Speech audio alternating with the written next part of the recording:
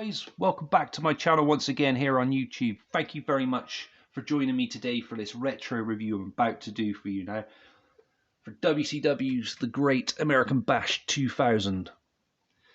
Now this, as far as I know, was WCW's last ever pay-per-view release here in the UK, and it was only available as part of a box set of 5 with Super Brawl 2000, Uncensored, Spring Stampede, Slamboree, and it was called Pay-Per-View Collection 2 here in the UK. The other 4 were available in this country singly, but this one was only available in this set, to my knowledge. But if anyone can clarify otherwise and clear that up, let me know in the comments below. But that was the only way I was able to obtain it back in the day. So let's get into it then. So the awesome looking logo, I do like it. It's really cool. But I prefer the original one. I thought that one was badass. They should have kept that one maybe. But I do like this one though. They needed to do something with the new logo at the time, and that works.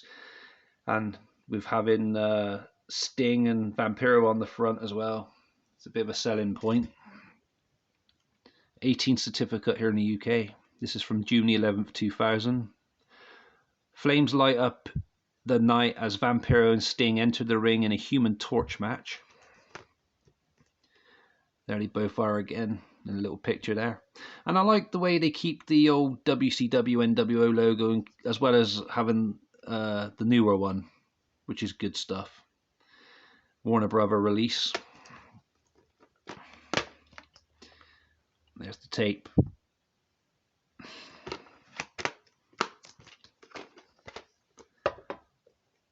So we have various screenshots.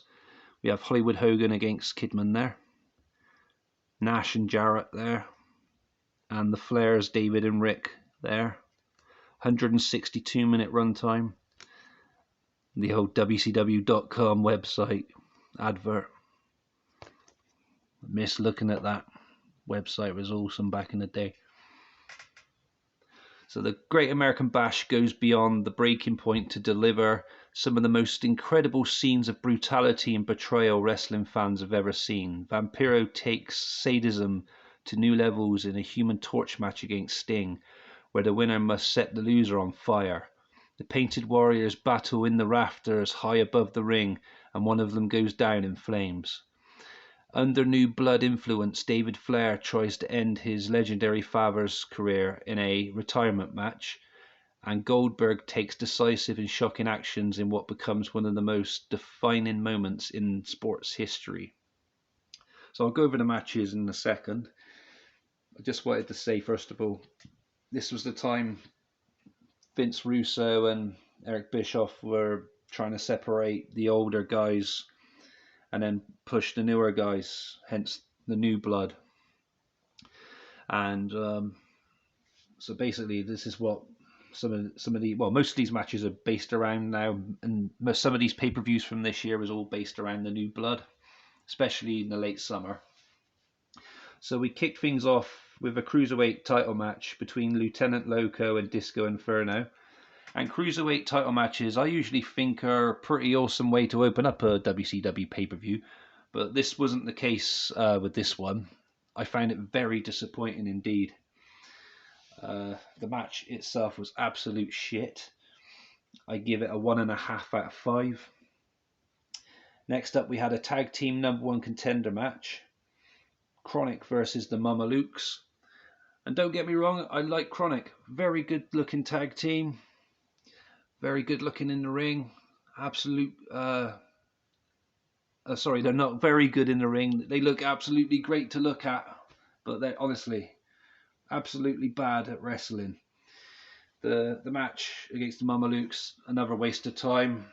1.5 out of 5 again, guys. We had an ambulance match between Mike Awesome and Diamond Dallas Page. Now this one started off very well, and I was enjoying it. But when it got to the end of the match and the finish, I just was very disappointed with the finish. That's why I'm going to give that a score of 2.5 out of 5. By all means, go and check the match out yourself. I'm trying not to ruin too many of these with spoilers in case you want to go and watch this pay-per-view at some point. The next match, was a boot camp match between G.I. Bro and Sean Stasiak. G.I. Bro is Booker T. Booker T's new gimmick given by Russo. Absolutely awful gimmick, I thought. The match itself was a last man standing match, but they called it a boot camp match. So there'll be a lot of gimmick matches throughout this pay-per-view, you'll notice as well, guys. I give that match a 2.5 out of 5. There was a tables match between Shane Douglas and The Wall next, and it was a best of 5 tables match. So I was thinking to myself, was there going to be 5 matches that were table matches on this pay-per-view? That can't be right. But no, when it was explained to me a bit more, I realised that the participant had to put the other wrestler through a table 3 times out of 5 to win, if that makes sense to you guys. Otherwise, I'm going to have to get Scott Steiner to come on and do his maths for you, because I can't explain it better than that. Anyway, that match I give a 2 out of 5. Speaking of Scott Steiner, he's up next. He defended his United States Championship in a Asylum match against Tank Abbott, but Rick Steiner was added as Tank Abbott's tag team partner, tag team partner in a handicap match for the United States Championship at the last minute by Russo and Bischoff. And the Asylum, I'll try and explain, it's like a cage, but like a dome kind of shape, I guess. But an Asylum match, you'd expect like the wrestlers to be fighting in a asylum with loads of inmates watching on and stuff. But no, that's not the case. Anyway, the match itself, I didn't mind. It was okay. I give that one a 3 out of 5. Next, we had Hollywood Hogan against Billy Kidman. If Kidman wins, Hogan had to retire from wrestling. If Hogan wins, he gets a title shot at the next month after this pay-per-view, Bash at the Beach. Kidman had picked up a victory prior to this over Hogan, so Kidman was still the kind of underdog going into this. But it was a watchable match, don't get me wrong. I did like it. I was rooting for Kidman, obviously, but it got a 3 out of 5 from me as a rating. There was an awful father versus son match next. David Flair versus Ric Flair. Absolute crap match. Another career-threatening match this was. So if Ric Flair had lost, he'd have to retire as well. 1 out of 5, that one, guys. Honestly, avoid. Unless you're a die-hard Flair fan and you want to watch him fight his son, by all means check it out. Otherwise, avoid. We had a Human Torch match in the semi-main event between Vampiro and Sting. And back in the day, I was hyped about this one, really looking forward to it. I liked Vampiro as well, but I was a big Stinger fan. And I thought, I wonder how Sting's going to deal with Vampiro, how he's going to set him on fire and everything else. Now, I'll spoil the outcome. Vampiro picked up the victory. And I'm not disappointed about the match because of that. Well, I am a little bit, but no, that's not the reason why I'm going to say what I'm going to say now. I couldn't really see the match when they went up to the rafters. You couldn't really see a lot of what was going on. It was hard to make out. And then they done like a switch where Sting swapped for a stuntman to have fuel poured over him and then become set alight before Vampiro threw him off high above the Turnatron down onto the stage below. It was a terrible match, and I'm ashamed to say that as a Stinger fan. This is probably his worst match I've ever seen in my life. Sadly, I hate saying that, I really do. But honestly, guys, I've got to be honest with you, it was bad. It gets a 1 out of 5. Check it out by all means if you want to have a look, but very bad, honestly. Then we had the main event for the World Heavyweight Championship, Jeff Jarrett versus Kevin Nash. And the booking for this, it was absolutely ridiculous. This match started off okay as well. And I don't know, I'm not really a Nash fan, but it would have been good for him to have won this. Sorry, is another spoiler now. But we had interference by Goldberg. And this is where the shit booking comes into play now. Russo turned Goldberg heel, WCW's top babyface at the time. Their top face. They turn him heel at the end of this pay-per-view.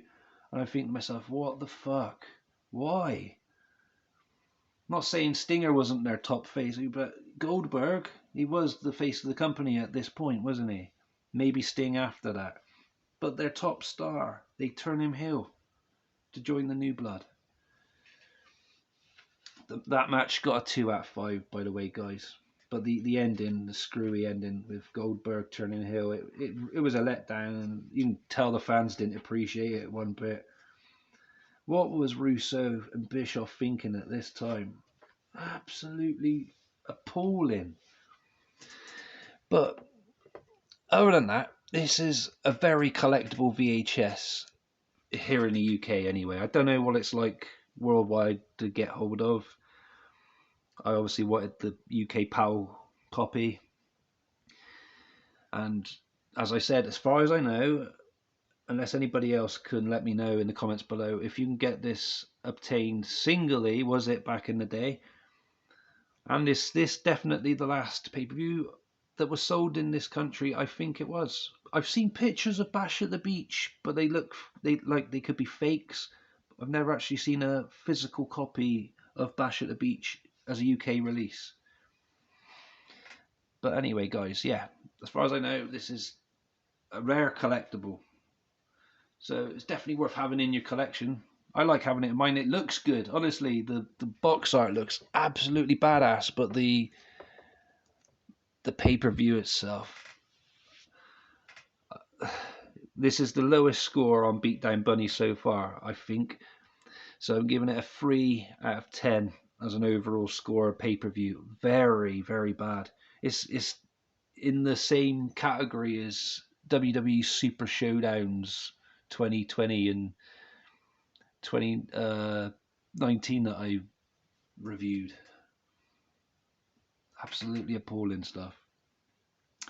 Anyway, guys, thank you very much for joining me for this review today. Let me know if you've got Great American Bash 2000 or if it's something that you would like to get in your collection, or any of the other questions I've asked about it, because I'd be very pleased to know in the comments below, or anything to do with the pay-per-view or anything wrestling related. Always here to chat to you.